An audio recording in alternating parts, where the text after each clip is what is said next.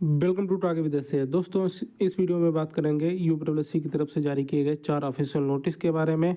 और एसओ विज्ञापन में कृषि की ये डिग्री मान्य होगी। अगला विज्ञापन एजीटीआई या अन्य एजीटीए डीवी और फाइनल रिजल्ट आयोग से क्या जानकारी मिली।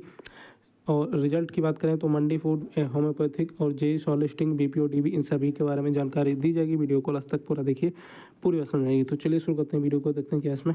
सबसे पहले बात कर लेते हैं 4 ऑफिशियल नोटिस के बारे में।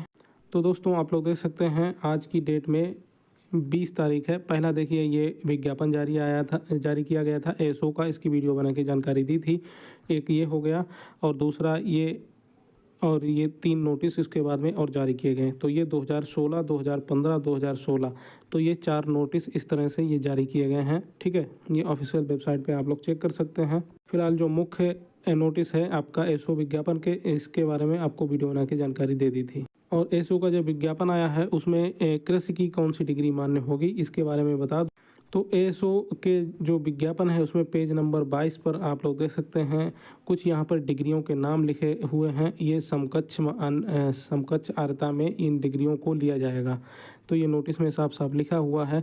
तो इसमें कई सारी डिग्रियों के नाम यहाँ पे लिखे हुए हैं, आप लोग देख सकते हैं, नंबर पड़े हुए हैं, डिग्री का नाम लिखा हुआ है।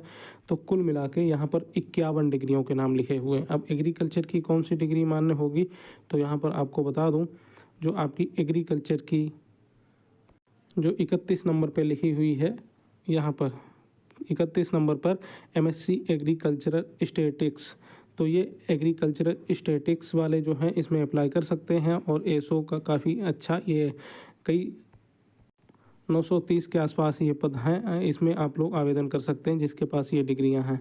और अभी इसमें पदों की संख्या और बढ़ जाएगी। ठीक है, तो जब पदों की संख्या बढ़ेगी आपको जानकारी दे दी जाएगी।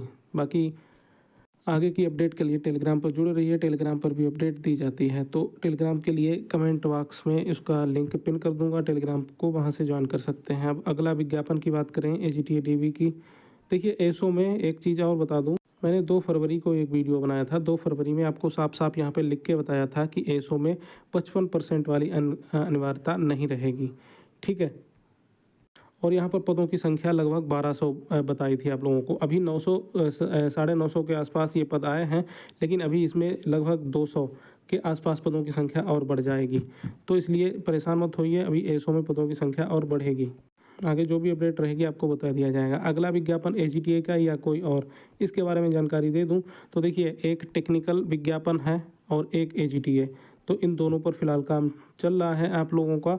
और इन दोनों में से कोई एक विज्ञापन जो ज़्यादा संभावना है, वो जो टेक्निकल पोस्ट है उसके लिए जो लैब टेक का विज्ञापन है वो आपको देखने को मिल सकता है। तो अगला विज्ञापन संभवतः लैबटेक का हो सकता है, उसके बाद आपका एजीटीए का विज्ञापन जारी किया जाएगा, ऐसी मुझे न्यूज़ प्राप्त हो रही है। लेकिन यहाँ पर आयोग की कोई गारंटी नहीं ली जा सकती है। अब एजीटीए का पहले नंबर पे भी आ सकता है, दूसरे नंबर पे आ सकता है, या फिर हो सके तीसरे नंबर पे भी आ जा सकता है। लेकिन जो न्यूज़ मिल रही है उसके अनुसार आपका लैबटेक का अगला विज्ञापन होगा, उसके बाद आपका एजीटीए का विज्ञापन होगा। ठीक है, इसके अलावा आगे जो भी अपडेट मिलेगी मैं आपको बता दूंगा। और पदों की संख्या की बात करूं, एजीटीए में कितने पद आपको देखने को मिलेंगे, तो ये 18 दिसंबर को मैंने एक वीडियो बनाया था और ये टेलीग्राम पर भी शेयर किया था। ये टेलीग्राम चैनल है टारगेट विदेशी, इसको जरूर ज्वाइन कर लीजिए। इसका लिंक कमेंट बॉक्स में पिन कर दूंगा और आप लोग टेलीग्राम पर या तो सर्च कर सकते हैं टारगेट विदेशी और इसको ज्वाइन कर सकते हैं। यहाँ पर भी आपको न्यूज़ अपडेट मिलती रहती है। वीडियो बना के यहाँ पर शेयर किया था, 18 दिसंबर 2025 को ही बताया था। बम्पर खुशखबरी, बम्पर पद बढ़ेंगे एजीटीए में, आपको साफ साफ बताया था। लगभग 2700 एजीटीए में जो पदों की संख्या है, 2700 प्लस माइनस 100 पद, और मतलब 2700 के आसपास पदों की संख्या। ये आपको दिसंबर में ही मैंने सबसे पहले आपको बता दिया था, जब किसी को भनक तक नहीं थी इसके बारे में। तो आप लोग परेशान मत होइए, आपका एजीटीए का विज्ञापन भी बहुत जल्द जारी किया जाएगा। ठीक है, जिस हिसाब से विज्ञापन जारी किए जा रहे हैं, एक सप्ताह में 1 या 2 विज्ञापन जारी किया जा रहा है, तो उस हिसाब से आपका एजीटीए का विज्ञापन है ये मार्च लास्ट तक आ जाएगा, या फिर अगले महीने अप्रैल में आपको देखने को मिल ही जाएगा। ठीक है, इसके अलावा जो भी अपडेट रहेगी आपको बता दिया जाएगा। फिलहाल तैयारी करते रहिए। आगे यूपी की कुछ अन्य भर्तियों की अपडेट दे देता हूं, फिर एजीटीए डीबी और फाइनल रिजल्ट के बारे में बात करेंगे। तो मंडी, फूड और होम्योपैथिक, इनके रिजल्ट पर काम चल रहा है और इनमें से कोई एक रिजल्ट जो ज़्यादा संभावना है मंडी की, और ये आपको रिजल्ट देखने को मिलेगा संभवतः अगले महीने, क्योंकि इस महीने मुश्किल है आपको इनमें से कोई रिजल्ट देखने को मिले। लेकिन अगर रिजल्ट तेज़ी से काम हुआ और जल्दी बन गया तो देखने को मिल सकता है। जो भी अपडेट रहेगी बाद में बता दूंगा, लेकिन अभी के अनुसार आपका जो अगला रिजल्ट है, फाइनल रिजल्ट, ये मंडी, फूड और होम्योपैथिक, ये अगले महीने तक आपको ये तीनों रिजल्ट देखने को मिल जाएंगे। जेईई शॉर्ट लिस्टिंग की बात करें तो ये आपकी अगले वीक तक आपको देखने को मिलेगी। बीपी और डीबी की बात करें तो ये एजीटीए डीबी के बाद आपकी डीबी अप्रैल में लगाई जाएगी। तो आप लोग अपने डॉक्यूमेंट तैयार कर लीजिए, आपको अपनी डीबी अप्रैल में करने का मौका मिलेगा।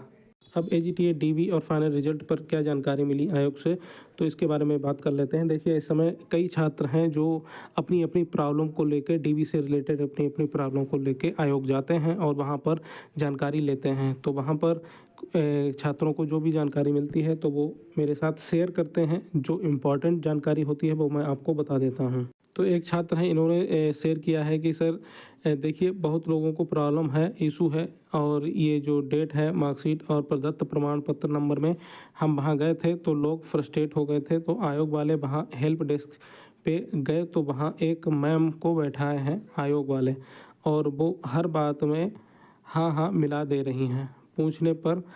और फिर हम लोगों ने बहुत रिक्वेस्ट और आर्गूमेंट किए, तब वहाँ से एक रिप्यूटेड मेंबर मिले बाहर आके, और उन्होंने साफ और क्लियर कट बात की, हर एक क्वेरी को गंभीरता से लेते हुए जवाब दिया। अब वहाँ पर क्या पूछा गया और क्या जवाब मिला है वो भी इस छात्र ने लिख कर बताया है।